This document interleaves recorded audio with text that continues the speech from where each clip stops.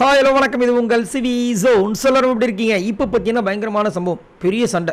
யார் யாருக்குன்னா கெமிக்கும் பிரவீன்ராஜுக்கும். இது என்னடா புதுசாக இருக்குது அப்படின்னு கேட்டிங்கன்னா கண்டிப்பாக வந்து புதுசு தான்.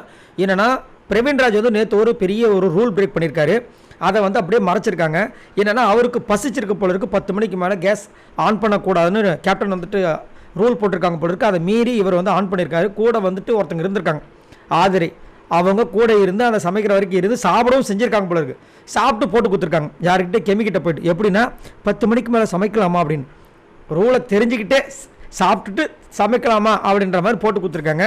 உடனே கெமி என்ன பண்ணுறாங்க, உள்ளே பிரவீன்ராஜ் வரும்போது வந்துட்டு திருட்டுத்தனம்லாம் பண்ணுறியா அப்படின்ற மாதிரி கலாச்சிருக்காங்க. உடனே இவர் கேட்கிறாரு, திருட்டுத்தனமா, என்ன திருட்டுத்தனம் அப்படின்போது, ஆமாம் நீங்கள் பண்ணதுக்கு பேர் திருட்டுத்தனம் தானே அப்படின்போது அவர் என்ன சொல்கிறாரு, கேஸ் ஃபுல்லாக ஆஃப் பண்ணதுக்கப்புறம் பற்ற வைக்க கூட தான் சொன்னாங்க, கேஸ் ஆனில் தான் இருந்துச்சு, அதில் தான் நான் வந்து செஞ்சேன். அது மட்டும் இல்லாமல் புதுசாக நான் செய்யலை, ஆல்ரெடி இருந்ததை வச்சு தான் சமைச்சேன், என்னோட பசிக்கு நான் சமைச்சேன் அப்படின்ற மாதிரி அவர் சொல்கிறாரு. அப்படி பண்ணாலும் அது தப்பு தானே, அதை நீங்கள் பண்ணியிருக்க கூடாது அப்படின்னு சொல்கிறாங்க. ரெண்டு பேரும் பயங்கரமாக முட்டிக்கிறாங்க. சரி உனக்கு யார் சொன்னது அப்படின்னும் போது எனக்கு வந்துட்டு கனி சொன்னாங்க. சரி கனிக்கு யார் சொன்னது அப்படின்னு கேட்கும்போது அது எனக்கு தெரியாது, எனக்கு தெரியும், என் கூட சாப்பிட்டவங்க தான் அது உனக்கு சொல்லியிருப்பாங்க சொல்லி ஸ்ட்ரெயிட்டாக போய்ட்டு ஆதிரை கிட்ட போய்ட்டு, ஆதிரை நீ தானே சொன்னேன் இது திருட்டுத்தனம் சொன்னியா? நான் திருட்டுத்தனம் சொல்ல, டவுட்டு கேட்டேன். எப்படி திருட்டுத்தனம் சொல்ல, டவுட்டு தான் கேட்டேன்னு சொல்லிட்டு போட்டு கொடுத்துறாங்க. எவ்வளோ இது, அதாவது யாரை நம்பணுமோ யாரை நம்பக்கூடாது அதை தான் பண்ணணும். இந்த மாதிரி நம்பி பண்ணால் இப்படி தான் மோசமாகும். அதுவும் ஆதரையும் நம்புறாரு பாருங்க பிரவீன், இவருக்கு இது தேவையா? ஸ்ட்ரெயிட்டாக வந்துட்டு என்ன பண்ணுறாங்க, நம்ம கெமி போயிட்டு கனிக்கிட்ட போய் சொல்லிடுறாங்க.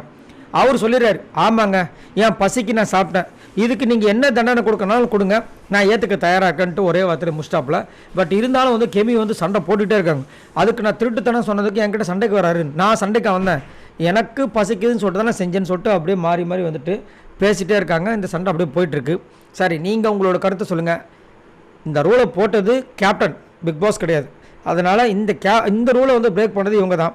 ஸோ இதுக்கு வந்துட்டு அதாவது அவர் என்ன சொல்கிறாரு, எனக்கு பசிச்சுது அதனால தான் நான் வந்து செஞ்சு சாப்பிட்டேன் அப்படின்ற மாதிரி சொல்கிறாரு. ஒன்றும் பண்ண முடியாது, இது வந்துட்டு முக்கியமான ஒரு விஷயம். ஆனால் அதை வந்துட்டு சிரிச்சுக்கிட்டே திருட்டுத்தனம் சொல்லி அதுக்கு ஒரு பெரிய திருட்டு படம் கட்டுறாங்க கெமி. ஆனால் உண்மையிலே திருட்டுத்தனம் பண்ண துஷார் அங்கேருந்து பாட்டில் எடுத்து போகிற அதெல்லாம் பார்த்து சிரித்த கெமிக்கு இதை பொறுக்க முடியலையா? உங்களோட கமெண்ட்ஸ் சொல்லுங்கள். பாய் நண்பர்களே.